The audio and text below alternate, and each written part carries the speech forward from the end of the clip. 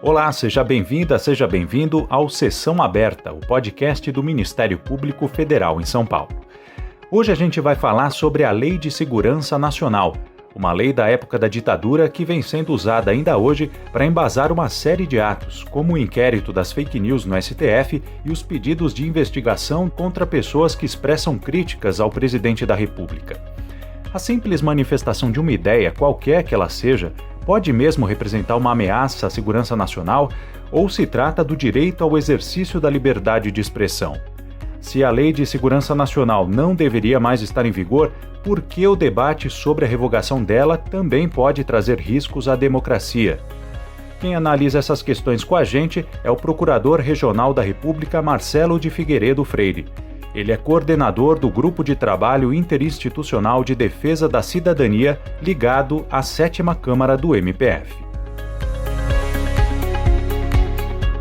Procurador, por que uma lei editada em 83 e, portanto, criada ainda na ditadura para combater os crimes contra a ordem pública continua em vigor e quais os riscos que ela representa para o Estado democrático de direito hoje? É difícil responder essa pergunta, porque eu acho que isso tem muito a ver, é uma pergunta mais sociológica, de entendimento da nossa sociedade, do que uma pergunta jurídica. Porque, ao fim e ao cabo, se a gente entender que a Constituição de 88 ela criou um novo ordenamento jurídico, uma nova sociedade a partir da superação de um momento de ditadura que nós vivemos durante 21 anos, não seria sequer concebível a gente recepcionar, entender como constitucional uma lei de segurança nacional gestada no âmbito de uma ditadura, né? Isso, acho que a pergunta é muito importante, é muito interessante, porque ela, de uma certa forma, ela traduz um pouco o que nós somos como sociedade, né? A reflexão que nós não fizemos acerca do período, aí é uma entendimento meu, uma reflexão que nós não fizemos acerca das consequências e do que foi esse período de ditadura, que foram esses 21 anos, né? Diferentemente de outros países que tiveram uma reflexão muito mais ampla sobre isso e conseguiram, inclusive, a punição de torturadores, de violadores de direitos humanos, que atuaram naquela época sob o pretenso argumento de defender um Estado, nós não fizemos isso. Nós até hoje lutamos para tentar buscar a justiça dos fatos e delitos que ocorreram naquele período. Então, a pergunta ela é uma pergunta que realmente nos faz refletir sobre que sociedade nós somos, né? E quais os resquícios desse passado autoritário que ainda prevalecem na nossa ordem jurídico-constitucional, né? E até que ponto nós não conseguimos ainda, passados aí quase 33 anos da edição da Constituição de 88, realmente implantar uma democracia no Brasil. É muito importante isso. É uma reflexão que ela é mais ampla do que propriamente uma reflexão jurídica, mas uma reflexão mais sociológica. Logo de início, inclusive o Supremo, por diversas ocasiões, conferiu legitimidade e decidiu pela aplicação da Lei de Segurança Nacional em outros momentos, né? Eu, quando ingressei no Ministério Público Federal, em 1997, já se vão aí 24 anos, eu lembro que uma coisa que me chamou muita atenção, eu comecei atuando aqui no Rio de Janeiro, é que se usava a Lei de Segurança Nacional para tipificar condutas relativas ao tráfico de drogas. Se tinha isso naquela época, 24 anos atrás. Nós fomos expurgando algumas coisas, mas ela continuou como uma espécie de dinossauro jurídico, né? E que deve ser expurgado do nosso ordenamento e ser formada uma outra, através de uma discussão democrática, ou uma outra lei, ou um mesmo acréscimo de dispositivos no Código Penal. Mas a gente tem que fazer esse debate, né? Tem que partir para um amadurecimento muito maior do que é a nossa democracia e dos riscos que ela sempre sofre, né? De solução de continuidade, de ruptura. É muito importante que a gente tenha essa discussão agora e que a gente possa, a partir de um diálogo democrático, que não está sendo feito também, né? Vamos partir desse primeiro, não está sendo feito, mas a partir de um diálogo democrático, a gente poder construir uma nova lei ou adequar esses dispositivos normativos à nossa realidade, uma realidade democrática. Uhum. E na sua avaliação, qual que é o limite que existe entre a liberdade de expressão e a ameaça à ordem pública que eventualmente poderia motivar a evocação da Lei de Segurança Nacional? Eu entendo o seguinte: a lei em vigor, a Lei de Segurança Nacional, ela ampliou em muito o conceito fundamental que deveria nortear a edição de uma Lei de Segurança Nacional, que seria preservar questões mais afetas ao conceito de segurança nacional. Essa lei, ela está sendo utilizada de uma maneira indevida, no sentido, por exemplo, de punir, de buscar a punição de crimes contra a honra, supostamente praticados em detrimento da autoridade presidencial. Está sendo utilizada para punir ou buscar a punição, a criminalização de movimentos sociais legítimos, movimento dos sem terra, movimento dos sem teto, a população LGBTI+, tudo aquilo que, de uma certa forma, se constitui uma suposta ameaça a uma estrutura social posta, uma estrutura de poder já posta. É lógico que não existe país no mundo que não tenha preocupação com a sua própria segurança territorial, com a sua própria rigidez da sua soberania. Isso tudo é importante. Agora, o que não pode acontecer é a malversação, o mau uso, o desvio de finalidade sobre essas questões para se punir movimentos sociais legítimos, expressões, opiniões contrárias ao governo. Isso é salutar. Aqui no Rio, nós tivemos um dos casos mais aberrantes com relação a isso, teve repercussão nacional, que foi um inquérito policial instaurado pela Polícia Civil, visando criminalizar a conduta do influenciador de rede social, Felipe Neto, que se manifestou fazendo uma crítica ao presidente da República. Quer dizer, não havia nem a mínima condição de atribuição da Polícia Civil para fazer isso, né? A Lei de Segurança Nacional, como nós sabemos, a competência para processo de julgamento pertence à Justiça Federal, a atribuição para, portanto, se realizar a investigação é da Polícia Federal e a persecução penal do Ministério Público Federal, mas não se instaurou um inquérito para apurar isso. Quer dizer, a liberdade de expressão é uma cláusula pétrea da nossa Constituição. Acho muito difícil eu não consigo assim conceber uma manifestação, uma ideia que pura e simplesmente vem ofender a segurança nacional, né? Acho que a gente tem que ter a liberdade e a compreensão de que estamos dentro de um amplo debate. As críticas ao governo, elas são, a qualquer governo que esteja aí constituído, elas têm que ser observadas, né? Tem que se levar isso dentro do ambiente democrático, das disputas aí que se fazem entre os partidos políticos, entre a sociedade civil. É normal. A liberdade de expressão, ela é um preceito fundamental. É lógico que se houver abuso, se houver uma ofensa, se houver alguma tipificação, que seja feita no Código Penal. O Código Penal já tem lá as disposições normativas dos crimes contra a honra, né? Também a via civil de reparação por danos.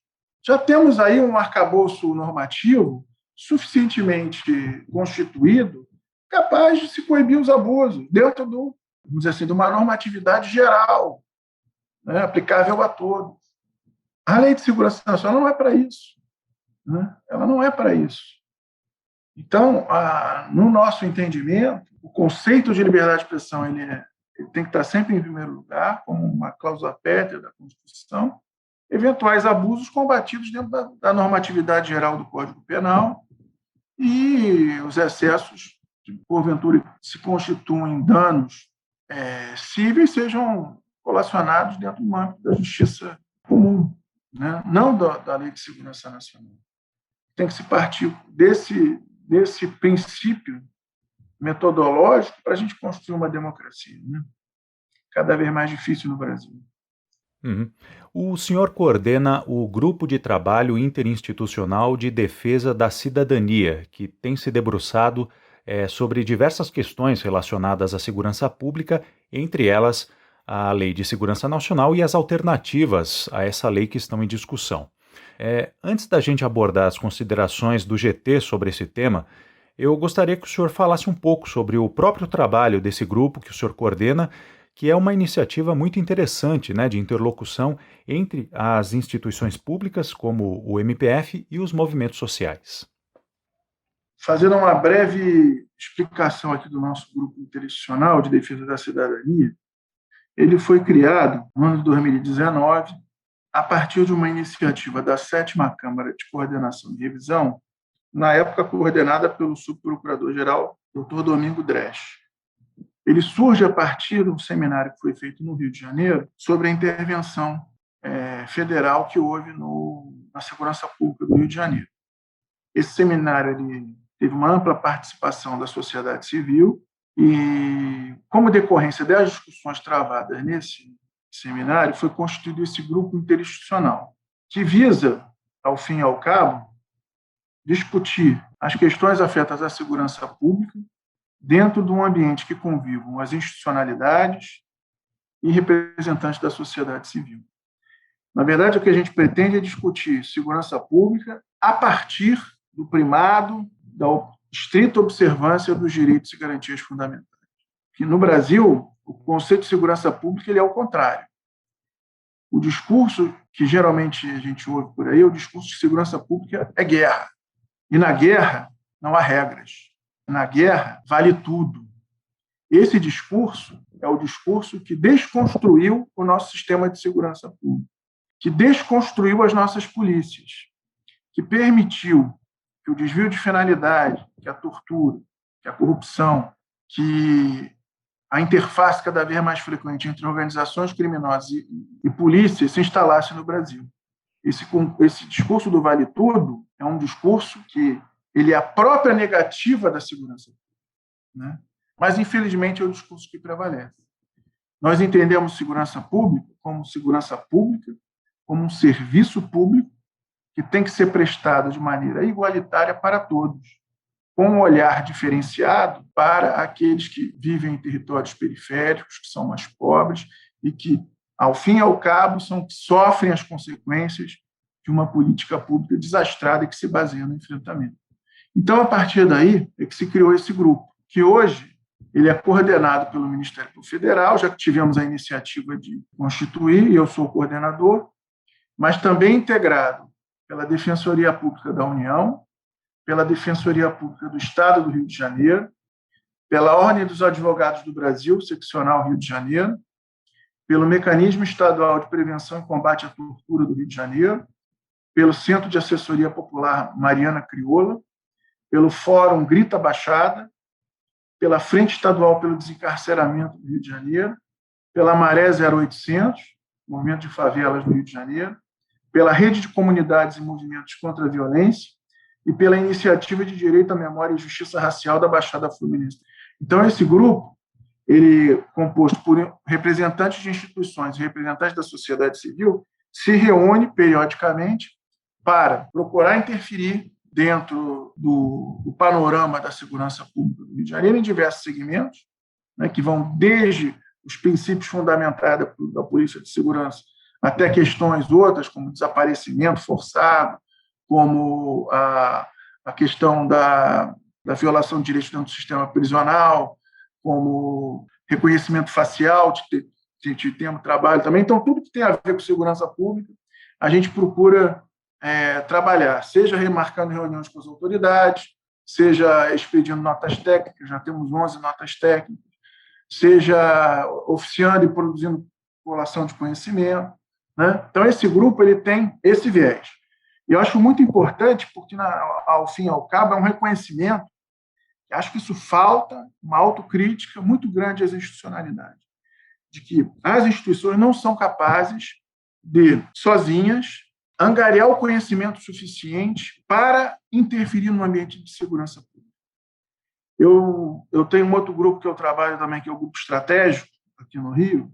Esse trata mais da parte de inteligência, das ações voltadas à repressão às organizações criminosas. Eu costumo dizer que cada instituição no Brasil se acha um oceano de conhecimento, se acha autossuficiente e se propõe a resolver os problemas do Brasil. Mas aí eu faço a crítica lá que eu faço com meus colegas dos grupos, que cada instituição, e digo isso com todo respeito a todas elas e a minha própria, é um oceano de meio metro de profundidade. Nenhuma delas é capaz de absorver o conhecimento necessário para propor políticas. Por isso que nós temos que ter uma atuação integrada com a sociedade e interinstitucional entre nós. Esse é o caminho. Esse é o caminho que levará a uma mudança qualitativa no ambiente de segurança pública. É um caminho difícil. Não tenhamos dificuldade em assumir isso. É um caminho difícil, é um caminho torturoso, é um caminho, às vezes, frustrante. Mas ele é o único caminho que se vislumbra. Eu confesso que eu não consigo perceber um outro caminho. O caminho do eu sozinho gerou essa disfuncionalidade que a gente está vendo aí. Gerou a expansão das organizações criminosas, gerou o fomento do discurso da barbárie, gerou, ao fim e ao cabo, a falência do sistema de segurança pública no Brasil. Então, nós temos que ter esse exercício de humildade, de compreensão e, ao mesmo tempo, de alteridade para buscar, de forma coletiva, a proposição de soluções. E acho que esse grupo nosso aqui ele é muito, muito rico com relação a isso. Sem dúvida. E uma das iniciativas recentes do GT foi a publicação de uma nota técnica sobre o projeto de lei 6764 de 2002, projeto esse que prevê a revogação da Lei de Segurança Nacional e estabelece novas diretrizes para o enfrentamento a atos que possam colocar a ordem institucional em risco. Quem quiser pode acessar no site do MPF a íntegra dessa nota, que é bastante crítica à forma como esse debate tem sido travado. Quais são as considerações do grupo de trabalho sobre o PL 6764? Especificamente sobre o anteprojeto, as nossas críticas elas são basicamente as seguintes. Primeiro, ao regime de urgência. Nós entendemos que um assunto tão importante como a revisão da Lei de Segurança Nacional, ela tem que ter uma discussão ampla com a sociedade. Isso não vai ocorrer. O regime de urgência já foi aprovado. Então, não vai haver essa discussão com a sociedade. Isso é mais uma vez, a consagração do princípio do eu sozinho. No caso aqui, é o legislativo que não discute com a sociedade atual, no momento atual, como deveria fazer, dentro do que está acontecendo hoje na sociedade, e não vou entrar aqui em questões políticas, porque não cabe, mas todo mundo sabe o que está acontecendo, um país cada vez mais dividido, um país cada vez mais em que o diálogo ele é exceção e não a regra. Quer dizer, então, isso é mais um exemplo da política do eu sozinho. Eu tenho uma proposta que vai resolver e é essa a proposta, não discutir com ninguém. Então, essa é a nossa primeira crítica. A primeira crítica contundente que fizemos na nossa nota técnica número 11. A segunda, o receio que nós temos com relação à formatação de tipos penais excessivamente abertos e que possam ser usados para criminalizar os movimentos sociais. Criminalizar o movimento sem terra, criminalizar o movimento sem teto, criminalizar todos aqueles que, de alguma forma, buscam, de forma legítima, contestar o status quo. Entendeu? É legítimo isso. Isso não significa um movimento partidário. Longe disso. A gente quer um movimento de inclusão de todos. Nós queremos que o debate seja amplo. Nós queremos que as opiniões possam ser expressadas num regime de liberdade. Não com medo de você ter uma lei de segurança nacional que possa ser aplicável a qualquer momento para prender alguém do movimento sem terra, do movimento sem teto, alguém que tem o direito de manifestar o seu inconformismo com relação ao que está ocorrendo. Entendeu? Ele tem esse direito. Se, ao fim e ao cabo, a demanda dele vai ser aceita ou não, é uma questão da política, é uma questão da sociedade, da organização social, mas ele tem o direito de não ser criminalizado por isso. Ele tem o direito legítimo de expor sua ideia. É isso que a gente quer. Então, o nosso problema, a gente não tem... a gente entende que a Lei de Segurança Nacional em vigor já deveria, não foi recepcionada pela Constituição de 88, isso já deveria ter sido dito pelo Supremo há muito tempo atrás, nunca foi. O Supremo sempre reconheceu que a Lei de Segurança Nacional, editada na época da ditadura, vale, sempre reconheceu. Agora que está mudando um pouquinho. Não, vamos ver o que vai acontecer. A gente não sabe, né? Mas sempre reconheceu, né? Isso, inclusive, a Lei de Segurança Nacional ela foi usada, para mim, de maneira ilegítima por vários governos,